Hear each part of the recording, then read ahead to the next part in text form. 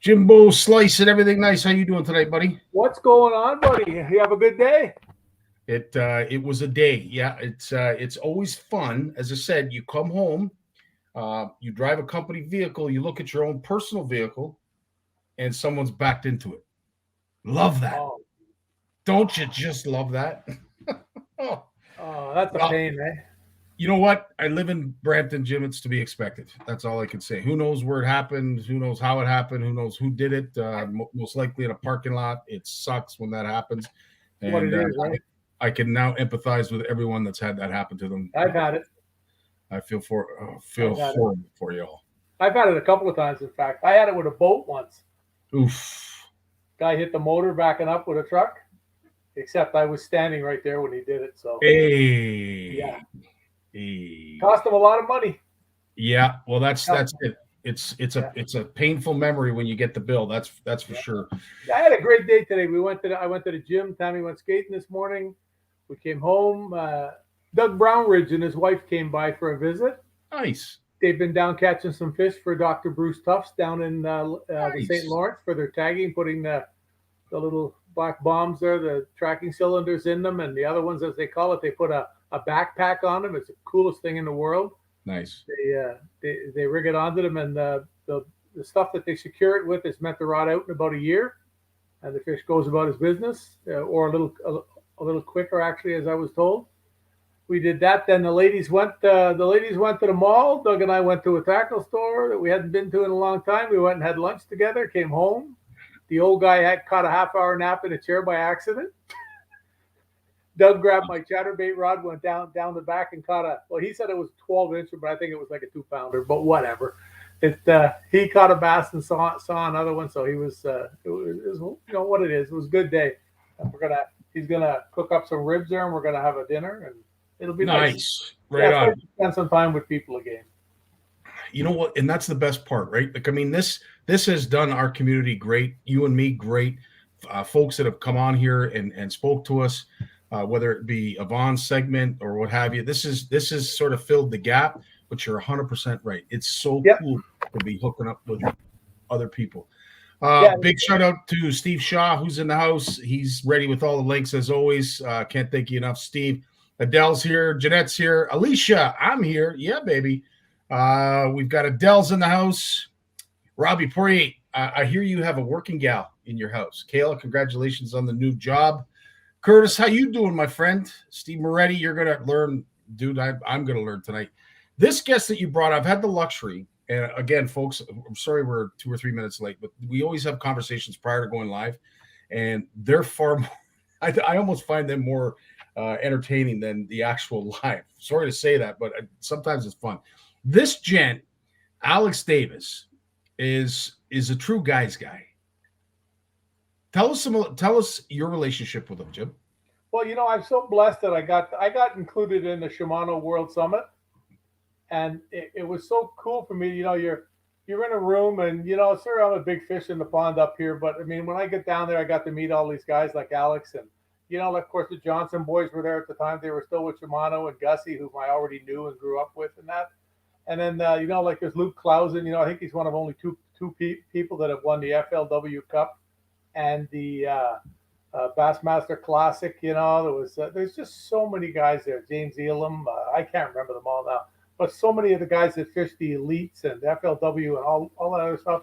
And it was really cool to meet them. And it's amazing how so many we've sort of carried on little conversations along the way. And that's why I messaged Alex and said, hey, you do a lot of flipping on Gunnersville. You do a lot of frogging.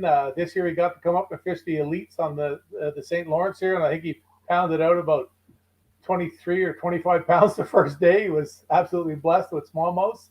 Did very, very well. Got himself a paycheck and qualified and everything else. So it's just great. But it's just really nice to have these guys. And he's just a crazy guy to be around, because every night before we'd all go for dinner, we'd meet in a hotel, and he's down there telling stories. And I would have thought Alex was the kind of guy that would have a few beers. He's just high on life. He just loves everything. And then he told me he didn't drink, so it was kind of cool. It's hilarious. We had a very candid chat. I'd met him years ago. We were just shooting the mud a little while ago, and I felt like I've known him all my life. You could definitely tell he's got a personality. He's got strong character. And when I was reading his bio, I asked him. I said, "Dude, how long has it been since your parents last spoke to you?" And he looked at me. He says, "What do you mean?" I said, "Well, any kid that quits college to pursue a career as a bass pro, you got some seriously good parents, man."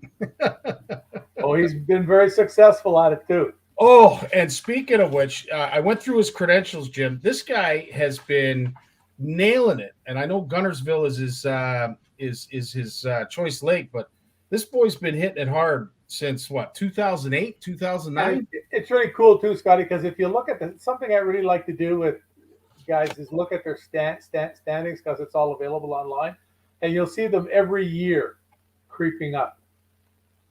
Their numbers getting better. They're winning more money. They're creeping up, and I think I know Alex is far from done, and he's a true professional. That's what he does. He catches fish. He does a lot of guiding, and that's how he makes his living. And he has a really cute dog. That's a really cute dog. I love it. Well, that is his guide business, Spinnerbait Kid, down on Lake Gunnersville in Alabama. Without further ado, I want to bring Alex in here, and we're going to be talking bass. You know him as the hashtag Frog King, but I went through some of his videos. I think this guy is a master of all. Yep. You have to be to do what he does. Yeah. Even like he said, he doesn't have a lot of experience in drop shot, and he come up here and he knocked it out of the park. It's just when you got it, you got it, eh? And that's truly, I guess, how you gauge an angler, and especially a pro, when you're able to adapt that quickly in that kind of setting and be competitive at it at the same time. They're a different breed than I. You folks are an elite. There's an elite group, and you're definitely a part of that. So without further ado, let's bring in our featured guest. Alex Davis is in the house. Yeah, baby. Yo. How's it going, guys? Good. Fantastic. Well, just so our folks in our community can get to know you a little bit, I did rob a little bit of your bio here. Originally born in Virginia, it was about 8 years old that you started to take on the passion of fishing. But what was really cool to hear is that you actually started trout fishing first. And when I was speaking to you earlier this afternoon, you explained it perfectly, because it wasn't really that you were catching trout. It's just that you were catching fish. Yeah, so I was born in Virginia. My dad, he always trout fished. So my fondest memories and my first memories of fishing was brook trout. I don't know how many people actually fish for brook trout. They're like this long. They're even 9-10 inches was like, oh, that's a whopper. But it's just fishing. I like fishing. I like being outdoors, and I got to spend time with my dad. So he was going hunting and fishing. So pretty much if I wanted to spend time with him, then I was going hunting and fishing. So obviously the fishing's a lot easier for a little kid versus hunting. So I just picked up that passion, and I jokingly said, this is the only thing I'm good at. And I hate to say that, but it's the only thing I'm good at. We kind of talked. I lived in Virginia. Then we moved to Colorado. My family moved out there. I guess I just got sick of Virginia. And then I trout fished out there, like ice fishing. Like people say, oh, have you ever done that? I'm like, yeah, it's kind of normal. I liked it. But I like fishing. So I did the trout thing. And then I got into bass fishing when I was probably 12 or 13, and I really loved it. That's what I wanted to do. I watched it on TNN. That's when it was on TNN. And that's what I knew. That's what I want to do. So then I got into a bass club. I think that's what everyone does. And I didn't have a boat, of course, but I got into a bass club and got to do that. And my first boat my parents bought me was it fit in the back of my truck. It was 8 foot. I think it was called a pond prowler. So it had we jimmied a hummingbird, and we had a battery and a trolling motor, and that's all I had. So that I did it like every day before school, because I was in community college actually when I was in high school. So I didn't have to be at high school until like 1. So I would go take my little pond prowler and go fishing in that thing before school. And then I'd I just love bass fishing. So I signed up for fishery biology and went to Colorado State. I was on scholarships. I had a full ride scholarship. I was very intelligent, even though you probably couldn't ever tell if you talked to me that I'm actually book smart. And I hated school with a passion. Like, I hated it so much because it got in the way of fishing. I couldn't go fishing because I had to go to stupid school. And I learned how much they was going to make and that I wasn't going to get to go fishing. I was going to have to work. And I was like, yeah, no, that ain't for me. So I went and told my dad one day. I got home. I had to get off college and I'd go do drywall in the afternoons because that was the only other thing I'm good at. And I'm not real great at drywall. I hate it too. And I told him, I said, I want to drop out of college and I want to be a bass pro. He said, well, you have to talk to your mom about it, but I'm okay with it. And of course, when I told my mom, she cries and she really didn't like the idea, but she understood that I didn't want to go to school. So she let me drop out, which that was weird. Dude, and right there, as I said, the clap of the hands to the parents for, I mean, that truly is a sacrifice. And that's a rare breed for any parent to say, you know what, Johnny, yeah, that's not such a bad idea. You know what, forget school. Go catch fish. Dude, that is a rare breed of parent, man. And they are the elite. They're up there in my books.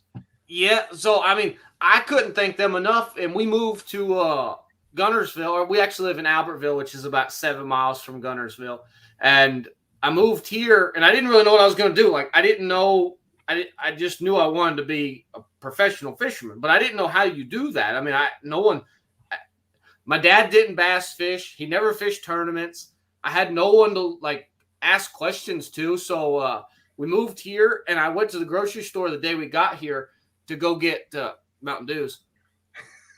And I walked in and it said help wanted. And I was like, there was an old man there and I said, hey, help wanted. What are y'all doing? And they said, well, we need help third shift. And I was like, what's third shift? He was like 11 to 8:30. And I was like, at night? And he was like, well, yeah. And I was like, it hit me. I was like, I could do this and then I could go fishing every day. So I can have a job and actually get to go fishing. So I worked third shift for 2 years, stocking shelves, and I'd get off and I'd get home and Dad would fix me breakfast when I get home, and then me and him would go fishing.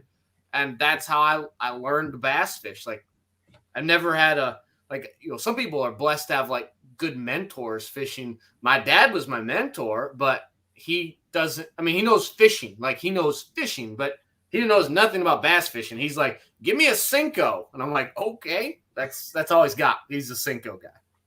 That's absolutely hilarious. Well, one of the things that sort of got you hooked right immediately is, of course, you caught that 7-pound bass on 6-pound test, which I can only imagine what kind of fight that would be.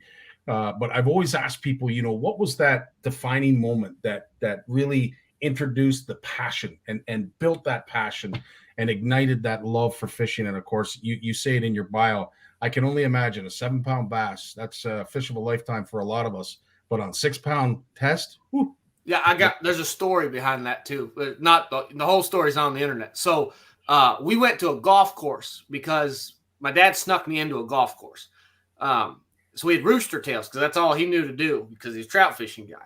So I was catching them like this long every cast. I thought it was the greatest thing ever. And I reeled one in, and when I reeled one in, there was like, he's actually like in the corner behind me, but he was like huge. And I was like, holy, I told Dad, I said, man, this big one keeps trying to eat my little ones every time. And he said, watch this. So at the time he used the Shimano, it was a 1,000, the itty bitty spin reel. It was 1,000. Got them from Walmart. They was like probably $15. No, it was solid black. Like, it was no offense to Shimano, but it was like the most ghetto spin reel. But it was Shimano. But you got them from Walmart for like $14.99. I mean, I thought it was the greatest thing ever. So he had a hook. He hooked on one of the little ones I caught, like a 7-inch bass, which I'm sure now you're not supposed to do that, but oh well, this was 20-some years ago. So he hooked the small one on there, flipped it out. And as soon as he flipped it out, he's like, hold on. And I see this 7-pounder like swallow a 7-inch bass. And it was on 6-pound test, and I hooked it, and it was going nuts, and it had hydrilla in the pond, and my dad weighed it out. He actually got in the water and waded like 10 foot out in the water and was pulling up grass, and then he got it. I mean, it was the coolest thing ever. Well, Alex, was there a crowd around you at this point? Because people wouldn't be playing through watching you fight this fish. There was some guys, like, we was like all the way on the other side of the pond, but there was guys watching, and like, we're not supposed to be there, A. B, I don't think that's we didn't have bass lures, but I mean, it worked. And I mean, I was 8, I think I was like 9, maybe I was like 9 or 10 when that happened. And that's what hooked me on bass fishing. I thought that was the greatest thing ever. Like, I watched a 7-pounder swallow an 8-inch bass. That's when I was like, that's the greatest thing I've ever. I think that's why I like frog fishing so much, because it was like a visual of that's the greatest thing ever. Well, you know what? That's a cool story in itself. And yeah, absolutely. It's cool being bad sometimes. And if it's all about igniting passion for fishing, I'm all for it, as long as it's within the reason of good taste. But Jim has alluded to me, because this is the first time I've met you, but it feels like I've known you forever just listening to you talk. But you are or known as the hashtag Frog King. And based on the videos, so I went into your YouTube channel and your page, and I was looking at videos, and I'm thinking, this guy's a master of everything. He's not just good with frogs, he's good with everything. And as Jim alluded to up here on the St. Lawrence, you pick up drop shotting very, very quickly. And that's the one thing that I am just enamored by you Bass Pros, is that you're able to adapt so quickly to your surroundings. Yeah, the St. Lawrence River was probably the coolest tournament I've ever fished, and a lot was on the line. Like, if I did good, then I made our championship, which is our Tackle Warehouse Pro Circuit Championship. So that was on the line. A big paycheck's on the line, and I've never made a run. I think the furthest run I've ever made was like 60 miles, and we put in at Messina, and I was fishing past Clayton. So it was like a whole nother aspect of like, oh, wow, this is intense. Because, I mean, it was like an hour and 40-minute boat ride, and that's not an easy boat ride. And get gas, had to factor that in. And smallmouth hate me, and I've never had a good relationship with them. So we finally gelled. Like, we finally did this. It was great because it sets up a lot similar to home. You look for a target. Here at home, in the spring, you're fishing grass clumps. So at St. Lawrence River, you're fishing boulders. So I got to use 360, and virtually I just found boulders on side scan, and then would pull up with 360, look at the boulder, pitch a drop shot over there. It fished, as weird as this is to say, it fished identical to being home. Just everything was different. And those smallmouth up there, that was, I mean, I think the biggest smallmouth I ever caught was like caught one that weighed like 520 last year at Sturgeon Bay. And I think I broke that like 8 times while I was at St. Lawrence River. And I did it 3 times the first day of the tournament. I was like, that's the biggest smallmouth I've ever caught. And then an hour later, I was like, that's the biggest smallmouth I've ever caught. That is so cool. And as I've asked a lot of Jim's guests to come on here, who are known for their southern bass fishing and love for southern bass, when you come up here to Canada, or at least our southern waters, and you get your first taste of a smallmouth, would it have come close to the 7-pound lunker that you caught at the golf course? Oh no, it's far better, because like the coolest one, I have it on GoPro. It's the biggest one I've ever caught. He literally, like, I hook him and I was like, oh wow, that's a big one, I think. And he jumps like 4 foot, and that's when I was like, oh no, then I see how big he is. And then he went straight down, and it just, I use a Twin Power. That's I think the best spinning reel, in my opinion, that I've ever put in my hand. The drag is so great. And I mean, it was just, zzz, and I was like, oh, like largemouths, no offense to them, but like, I caught an 8-pounder 2 days ago on 65-pound braid on Power Pro, and you flip in there and you see him and you just boat flip him. It's like, watch this. I mean, the fight lasted 5 seconds from the time I hook them to the time they're in the boat. It's like 5 seconds, 8-pounder. And that big smallmouth, it took me on video. I have it is 5.5 minutes is what I fought that thing for. Like, I just finally just like chase him around like he's an ocean or something. It's like, what is this thing? I mean, what kind of sorcery powers these fish have? Incredible. Jim, you're up next. You go ahead, buddy.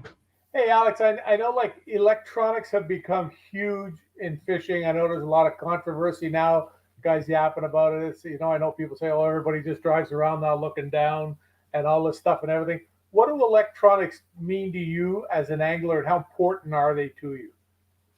Um, and a lot of it's on where you're fishing. Like if you like, I hear it all the time of, oh, that guy's just good because he's good at live scope. Okay, well that's like saying um, Gussie's only good at smallmouth because he lives up north. Yeah, that's what he does. But I mean, that's what makes Gussie special. Is he is a like finesse fisherman. Gussie's like spot on. But now Gussie's learning everything else. So now he's becoming an awesome angler all around. I mean, he's to me Gussie's he's the next thing. He's going to be a great fisherman when his career's said and done. He's going to have a lot of championships. He won one this year. But just because you're good at electronics doesn't mean you know everything. Like you go to a Florida lake, electronics mean nothing. I mean, GPS means everything. You have to like read the water with your eyes.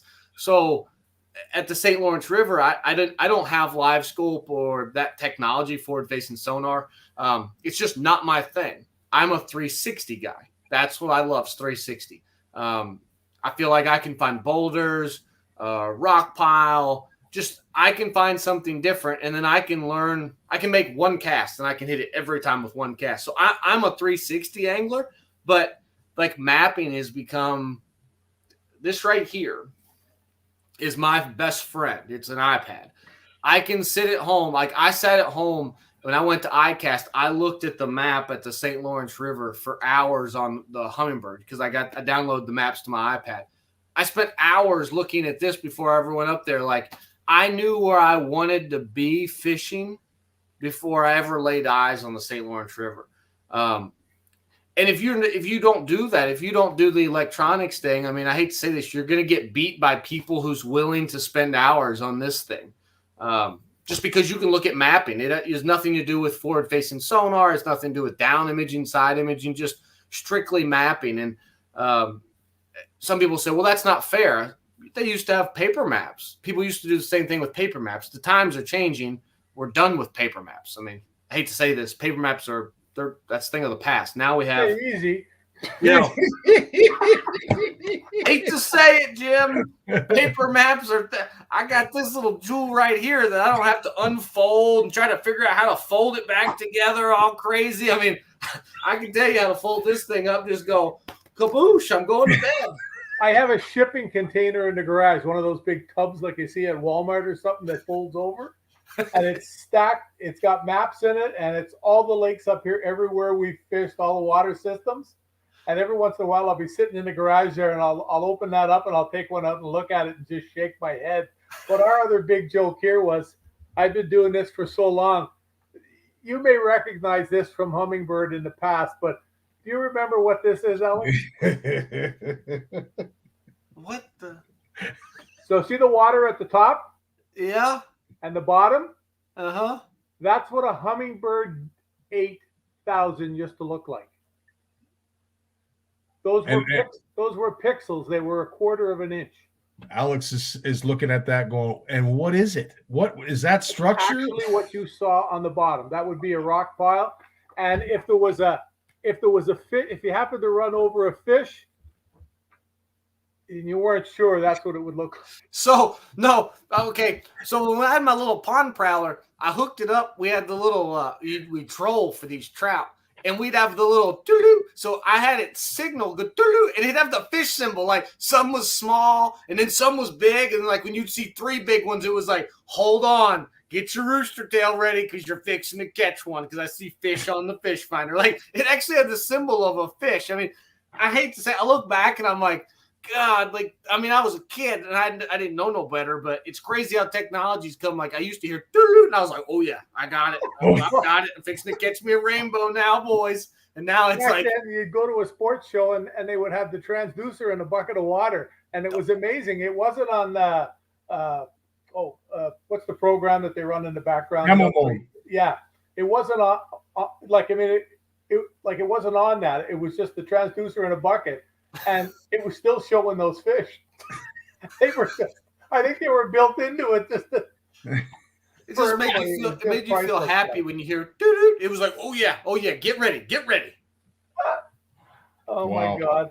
Well, I have to ask, Alex, when it came to your first competition, and you've been doing this for a while now, your first competition, was it on Lake Guntersville? No, so the first, my back to the story when I was a kid. So my parents said we'll move to Alabama, and I had we had a little club tournament, like they have Tuesday nighters or whatever. They said if you win, we'll move, and I was like, oh wow, like if I win tonight, we'll move. Well, I won, and I fished out of the back of the boat. Like we fished as a club, and you did it off of inches.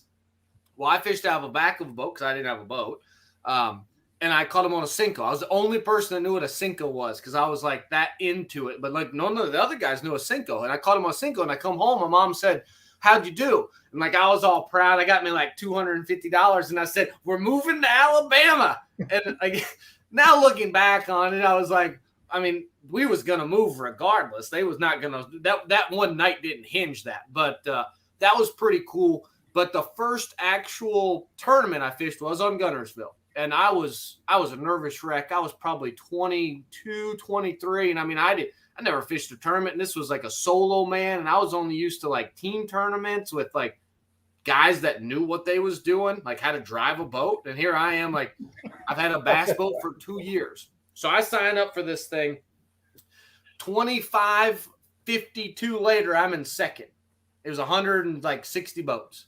I caught them on a Bass Tricks. No one knew what a Bass Tricks was. Like I was ordering them from like Bass Tackle Depot. You could only it was like drugs. Like you call and you're like, oh man, I can get 6 packs. And they're like, oh, your only limit's 4. And then, like I'd have to do this every day to get these lures.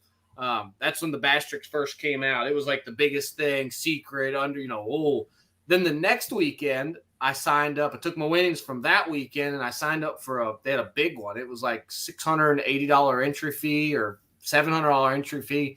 I come in second and won $9,000. Oh, so 2 weekends I've won like $11,000 as a 22-year-old kid. And I was like, this is the greatest job ever. Like, this is what I want to do. And the next year I won Angler of the Year in the BFLs. It was the first year I ever fished BFLs.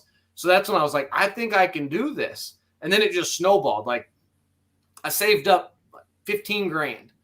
And I bought me some rods and some electronics. And I signed up for a FLW Open they had here in the fall. Paul Elias won it. To this day, I say he screwed me out of $100,000 because he had an Alabama rig, and I had no idea what that thing was. But I made a top 10 with it. And then I used that money, signed up the next year to fish a Costa, and I won the Costa. I was like $40,000. So as a 24-year-old kid, I've made I think I made $80,000 in 6 months fishing tournaments. So I knew then, now this is what I want to do. So I redid my whole boat and signed up for the tour the next year. That's how I got my start, is just Unreal. Getting lucky. That's what I tell people. I'm always lucky. And they say, well, you sure do get lucky a lot. I said, well, you gotta pay to get lucky sometimes, or play to get lucky. Well, you got to be good to be lucky too, buddy. Absolutely. That's absolutely true. Those are some just incredible stories, man. Just incredible stories. Like we have a few we joke about here, like this bit with the pixels from 40 years ago, making fun of me because I'm old. But it's absolutely incredible to listen to you talk about this, about how you got into it. And I don't know, Alex, did you ever know Tom Brook, who was the vice president with Shimano? I did not. No, yeah, he was retired. He's basically the guy who made Shimano what it is in Canada. And I still remember him coming to me and saying to me, he said, we went fishing for a day. I'd never been in a real bass boat. And he says to me, you need to go, you need to fish tournaments. We need to find a way to get you in a boat and everything else and have you fish tournaments. And I didn't understand anything from that. And then, like I said, I'd never ridden a boat, like in a boat before, or in a bass boat like this high end stuff. I fished, I was the first Canadian to ever fish a BSS on the St. Lawrence years and years ago. But I mean, the way it changed from back then, the bass boats almost weren't bass boats, they were sort of like square and whatever, wasn't the same. So Tom says to me, we couldn't get the boat back on the trailer over the launch. It was just too high. There was a bend, and the trailer kept hitting it, and he couldn't get it up. So I said, "Well, look, there's a place at the far end of the lake called Beaton's." I said, "Why don't you go there? I'll drive the boat across the lake." And he says, "Sure." And he says, "Have you ever driven one of these before?" I said, "No." So here I come. Here I come across the lake with the boat trimmed up 3/4 of the way because I didn't know about a trim. The boat's like this. It took me like 3 hours to go where you could have whistled and they could have seen. I'm plowing across the lake. You slow down, it would go straight, then it would be up. No idea. We eventually got the boat back on the trailer, but it's those little things taking you along the way on the journey. And I mean, obviously, you know, you've done it for a living from a very young age, and you know, that's sort of the difference. I sort of lucked into it by catching a bunch of fish early, but man, oh man, this is just incredible to listen to you talk about this stuff. Now let's talk to us about frog fishing, Alex. That's something that's absolutely huge up here. Like there isn't a guy up here that fishes largemouth that doesn't have 25 frogs in a box. They're To me, absolutely huge. Like what you use, you know, retrieves, how you would do it, buddy. So I'm a little different as far as on the retrieve, on like the retrieval. A lot of people, like I see the rods and this is what it looks like. And I'm just like, what is he doing? Like a frog, I mean, their frog's just like, cool. I mean, everyone has the same thing. They've seen it 1,000 times. So I take little short twitches. Like my frog, I try to make him virtually, he's going like, stop. And I want him to be quick and stop. But I don't want him moving far at any time. I want him virtually be trying to sit still, but moving a lot. I put rattles in my frogs, so that helps too. So every time he hits, it's actually making sound. And I think a lot of times that can help him just figure out where it's at better if it's got rattles or some kind of a noisemaker. And I throw all kinds of frogs. Jackal Kiera is probably the best small frog out there on the market, but it is a small frog. A lot of times they'll eat, like right now they're eating shad on Gunnersville, and they're about that long. So the Kiera is about perfect for that. The problem is they'll switch their diet, or some places, like you go some places maybe in lily pads, and they're eating brim instead of eating shad. You can't have you don't need a little frog. You want a full size one. I used to throw snag proof. They've changed everything with snag proof, and I'm not a fan of their new frog. So now I've got on the Booyah train, the Pad Crasher, and it's a really good frog out of the box. As far as one just coming straight out the package, it's a really good, and it's a little bit bigger profile than Kiera frog is. And then you can go to the Spro King Daddy. I don't know if you've ever seen one of them. It's the size of your hand, but sometimes they eat brim here that's huge. Like that's the only thing they want, a monster brim. So really, I like to figure out what they're eating. Shad, normal brim, big brim. That kind of dictates the frog. Colors, I use black, brown, and a white. If they're eating shad, I go white. Black or brown, that's just kind of flip a coin, see which one I'm going to use that day. I don't really have a preference. I think if you throw a frog long enough and you put it around them, you're going to catch them. The number one thing I see people do wrong is they jerk too fast. They just like I'm on guide trips, so I get to see it every day, and I literally will hear goof, and about that time I'm like, oh God, you just got me with the frog. Oh, you need to let it sit a second, buddy. You hit me. And the only way to really learn is when you get a bite, just wait till you feel them. Like when one blows up, just freeze. Just act like just stop. And if you just sit tight, you can feel them swimming with it. I mean, it's like, oh, he got it, or nope, he didn't get it. And then usually, if you jerk it away from one, normally he's not going to come get it again. If you don't jerk it away and it sits there, and you figure out you don't have him, when you make one more twitch with it, he does it again. So I love frog fishing. It's a passion of mine. I'm addicted to it. Like it's sick. I mean, I have a problem. I just love it so much. My name's Alex, and I have a problem. My name's Alex, and I have a problem. I'm addicted to frog fishing. That's all. Like you can't see, but like You see how my hand right there? Well, for one, that's teeth marks, and it's green. Like, that's yellow tinted because that's what I do all day. Like, that's all I do is throw a frog, and it's sick, but I love it so much. So the one video that I did download from your page, we're going to take a look at right now. If anybody wants to know what you need as a setup, Alex does a fantastic job explaining it, so have a listen. This week talking about frog fishing, and usually we always do this in the fall, talk about frog fishing, but we're not talking about mat as far as frog fishing. We're just talking open water frog fishing, lay downs, around stumps, just around the bank, docks, a little bit of bank grass that grows. I love to fish this way. I just love top water. I feel like when you're frog fishing versus a buzz bait, I feel like I can just get more bites. I can put it where I need to be. If you think one might be on bed, you can kind of sit there and just walk it back and forth, walk in place, really aggravate the fish. Setup is key. Usually in the fall, throwing a 7.5, a heavy action rod. I throw it on a Corrado, but my walking the frog setup completely different. I throw it on a Metanium XG.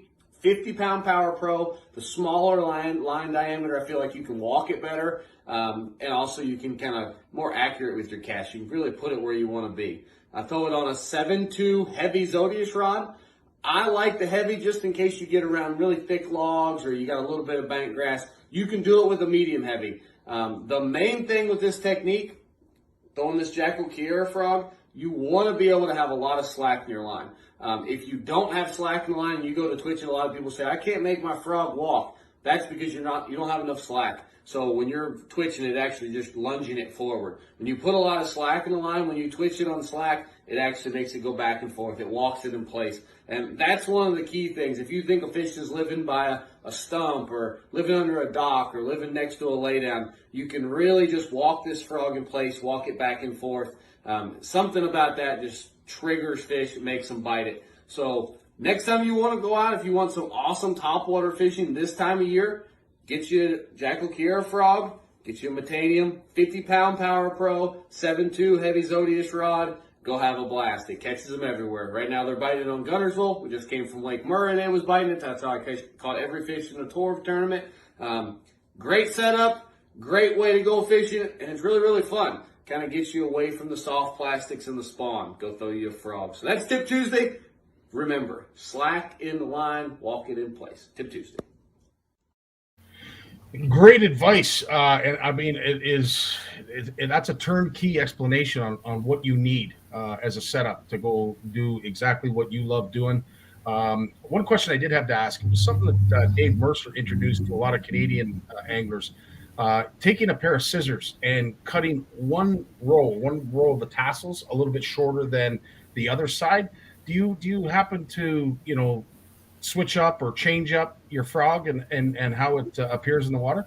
So the only thing I do is I'll either trim his legs a lot. Like, a lot of times you'll have a frog that if you put it in your hand, it's almost 5 inches long because of his legs are so long. I trim the legs, but I trim them even. To me personally, if a frog will not walk back and forth, left and right, without having to cut one short another, I don't want it. I just feel like a great frog is going to walk no matter how long the legs are. You can make them walk. I only trim the legs up because a fish is looking up at it. He's looking up at the frog. If you got too long of legs, they'll actually hit the legs and not hit the frog. So I just want the whole frog to be more compact. That's the only reason I'm trimming the legs up, just so it's compact so he can get the whole thing in his mouth at one shot and he doesn't get up there. Because I've seen them when the legs are real long. I've actually visibly seen them. They come up there and they literally just get the legs and they swim off. And it's like, oh, that right there is like, oh, you dirty little thing. You like, I'm gonna get you. I'm gonna get you. So that's when I trim the legs on it. I've seen people put rattles as far as legs, take out the actual silicone legs and put a thing of rattles in there. And that gives it the same walking, but now you have rattles. That's a slick little trick too. I like that. But as far as trimming a leg up to make it walk better, if I have to do that, no offense to any company out there, I'm throwing your frog in a trash can because it's not good enough to me. So that's just where I'm at on that one. Is that what you're talking about on the leg? Either way, Jim, don't show everybody everything. This is the new stealth one. Can you hear it? Oh yeah, You can't see it, but you can hear it. absolutely. That's But cool. no, I have never heard that.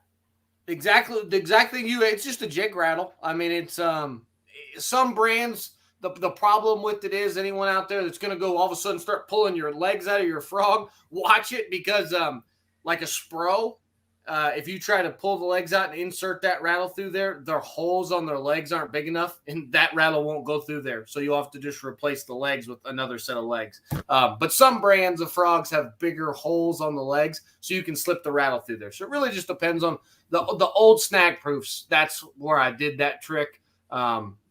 But they don't make them anymore. It used to be a Bobby's Perfect, and the old one Ish had the Fat Frog.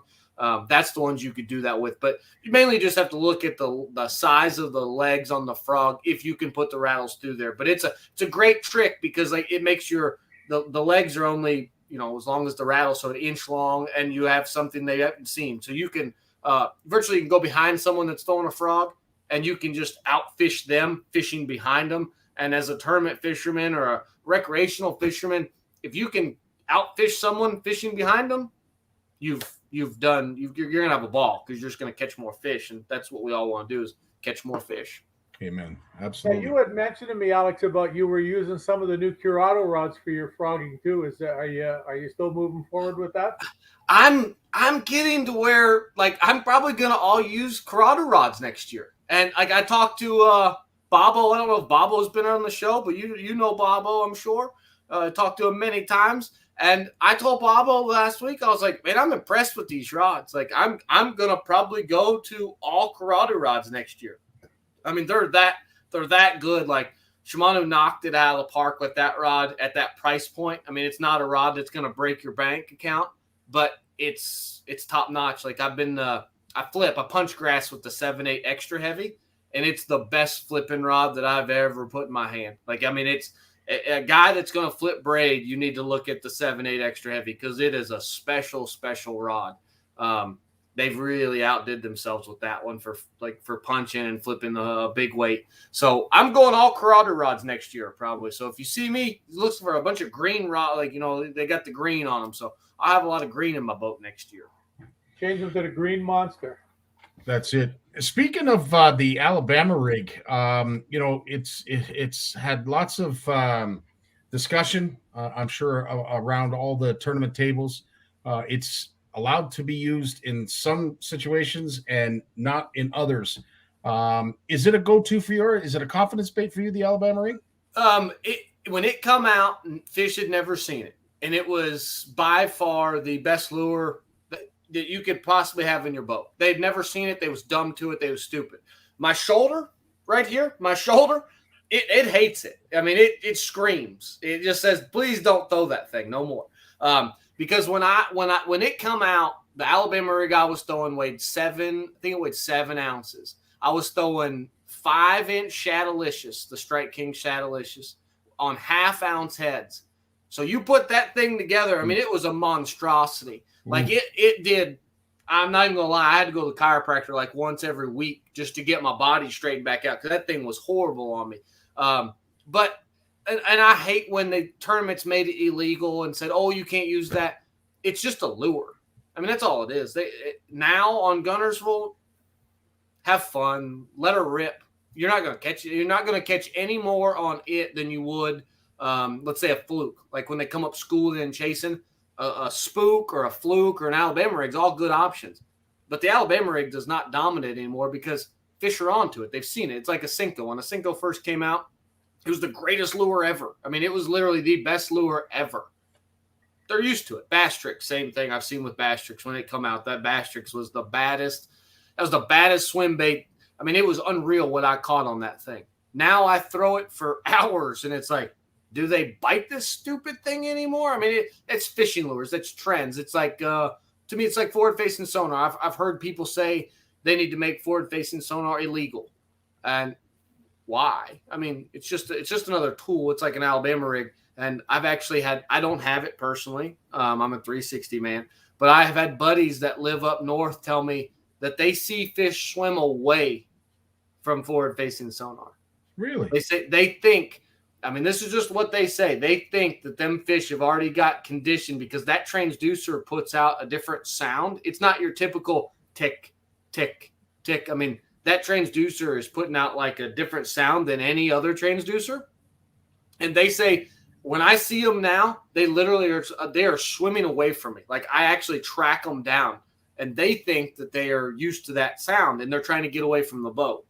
And it's going to happen. I mean, it doesn't matter. It's like guys that fish with their transducers off. They say, "Oh, I turn my transducers off. I don't want the fish to know I'm there." And that's 100% truth. I mean, they know what we are now. It's like deer.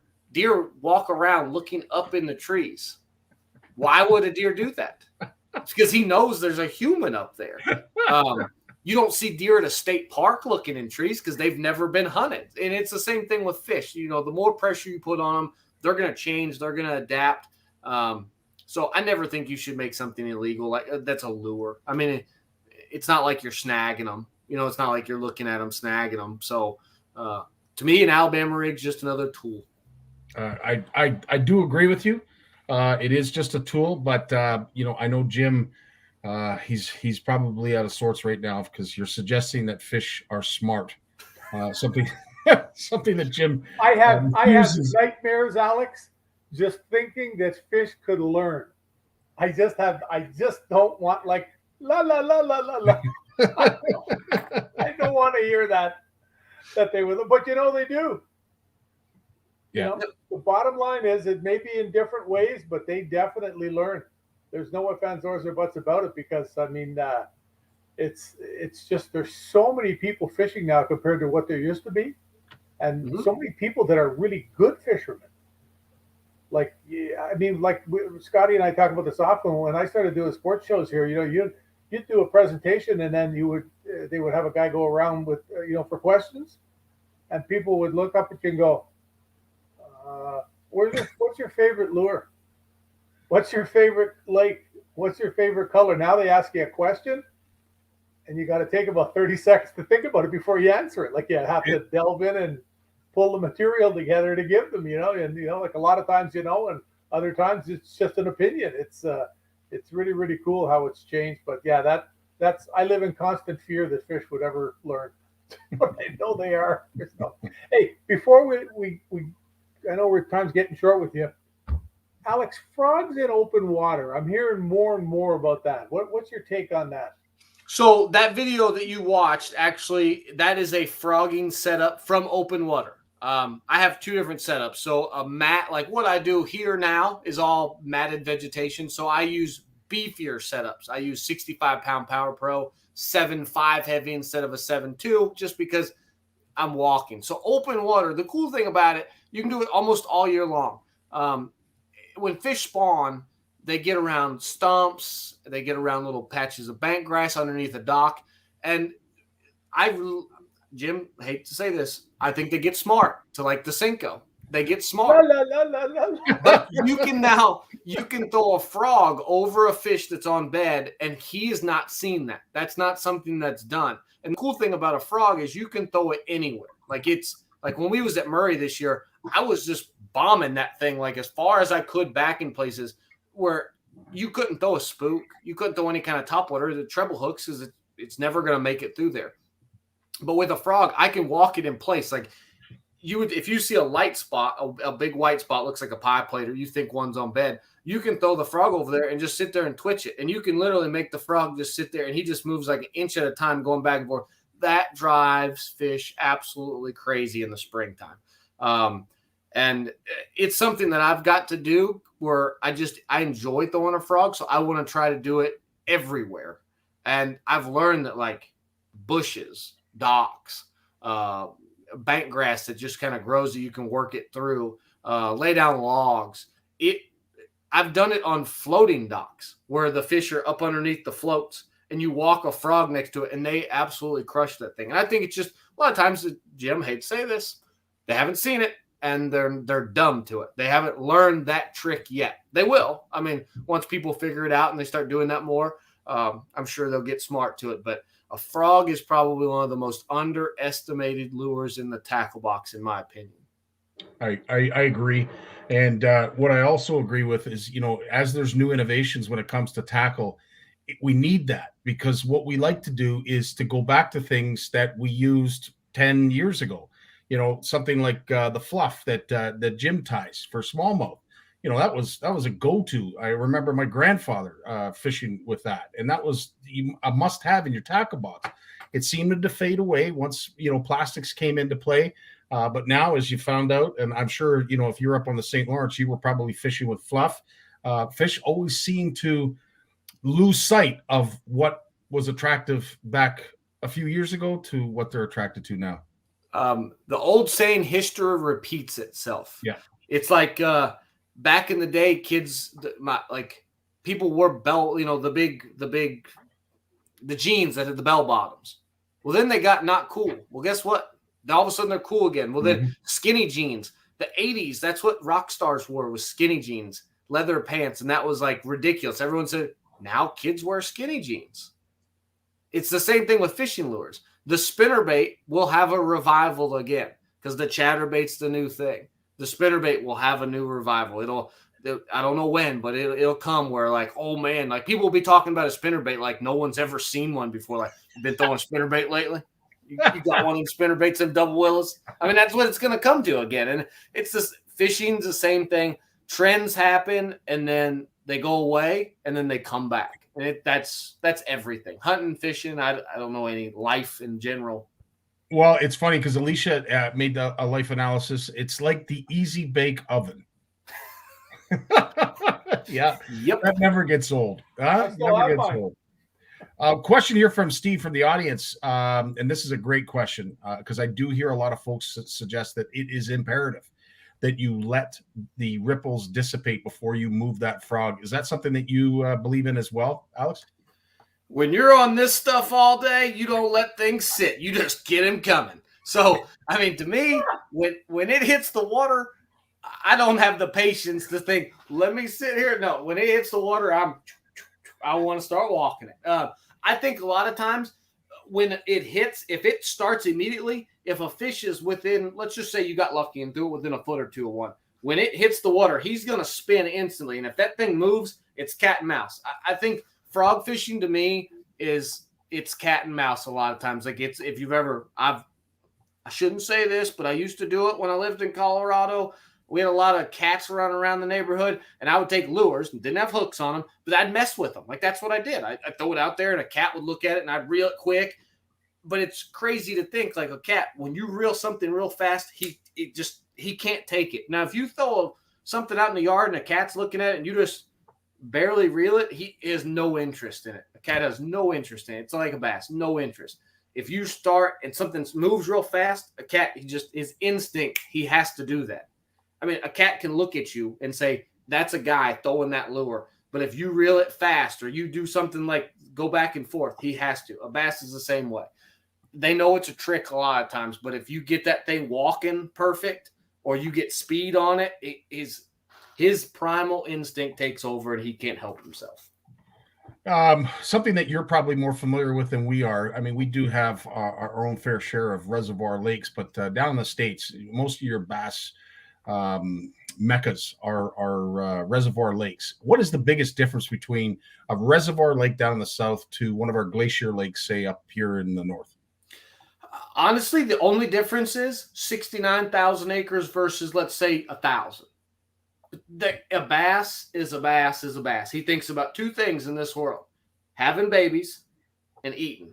He has babies about 2 months out of a year, 3 months. That whole process takes 3 months. The rest of the time, all he wants to do is eat. The only thing we have is we have a creek that might be 5 miles long.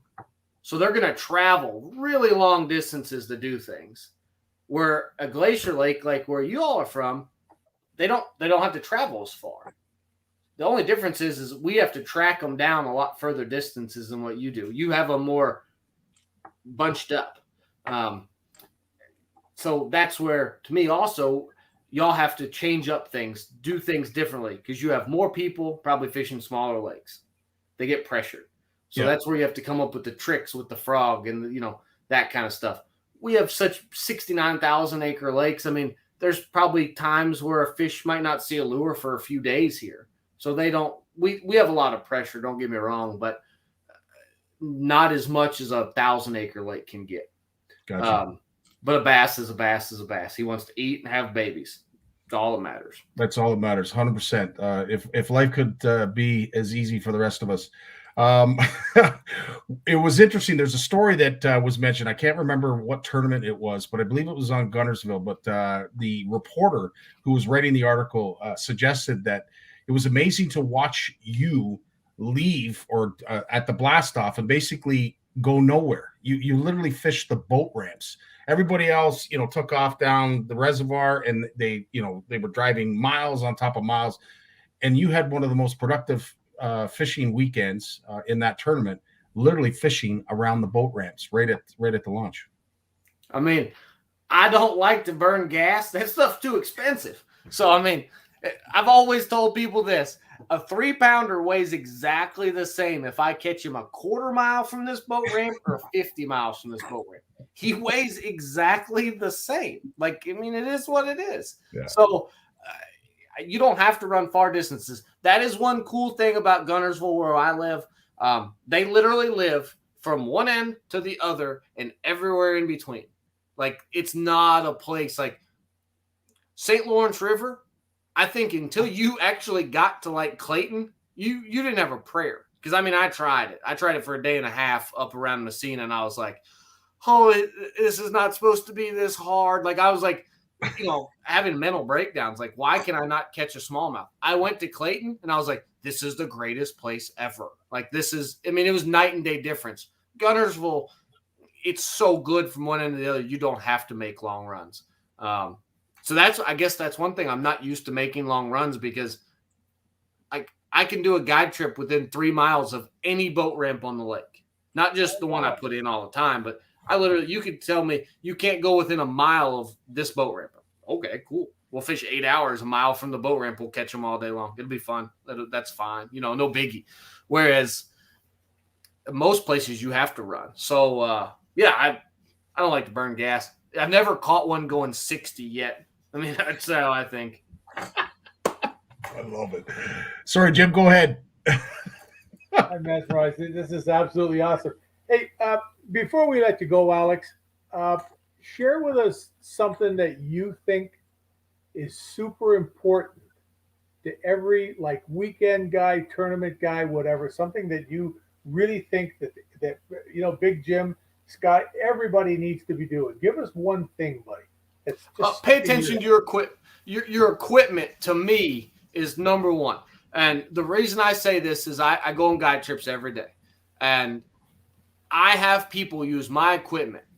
And I'm not out here with Conquest rods and Metaniums and Stellas and Conquest, $1,000 setups. I have those. Yes, I do have those. But the right rod with the right reel and the right line, I'll give clients the rod and they're like, oh my gosh, this is amazing compared to mine. It's not that other brands are bad rods and reels. Personally, I've been a Shimano guy since I caught a 6-pounder or 7-pounder on 6-pound test. It was a $15 reel. But I'm a Shimano guy. Other brands aren't bad. But when you pair up a 7-foot medium rod with a 6-speed reel and 30-pound braid and go frog fishing, you're going to have a horrible experience because you're not going to be able to cast it far. If you do get a bite, you're not going to be able to get him out. So my number one thing is tell people, make sure you have the right rod, reel, and line for whatever you're doing.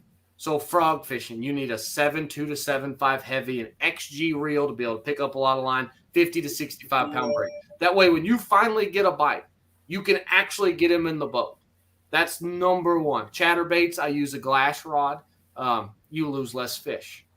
I've seen people come on guide trips and they have a 7.6 heavy with an XG and 25-pound fluoro to throw a chatterbait. And I'm like, oh my, you're never going to, immediately I'm like, dude, put that away. Use mine. And then they instantly say, oh man, this thing's the greatest setup ever. How much is it? $1,000? I'm like, no, it's like a $360 setup, buddy. It's just, it's it's the way you pair things. So number one to me is make sure you have the right rod, reel, and line for whatever technique you're doing, whatever it is. Make sure you have the right setup. You just be more efficient. You'll catch more fish.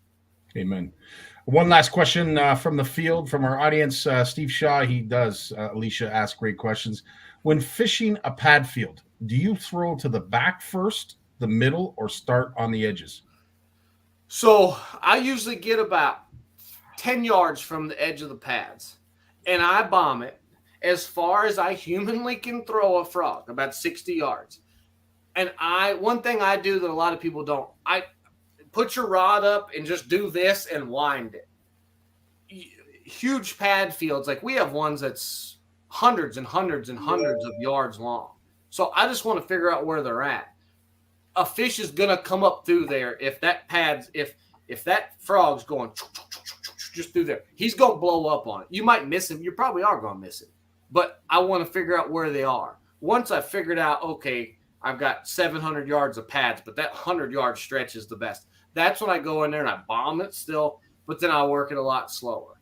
I don't like to get over in lily pads with my boat because when you're hitting that trolling motor, Jim, close your ears. Fish are smart. They can hear your prop going, they can hear all that. So a big fish that's smart, when he hears a trolling motor just raising absolute all holy hell inside a lily pad field, he's thinking, don't bite. Wait till that goes on. They're smart. Sorry, Jim. But I don't like to get in pads. I tell people, if you can't throw 50 yards, get you some better equipment. Don't go over and start messing up the whole pad field because you're just going to get less bites and catch less. So get you some good equipment. I throw a Corrado XG.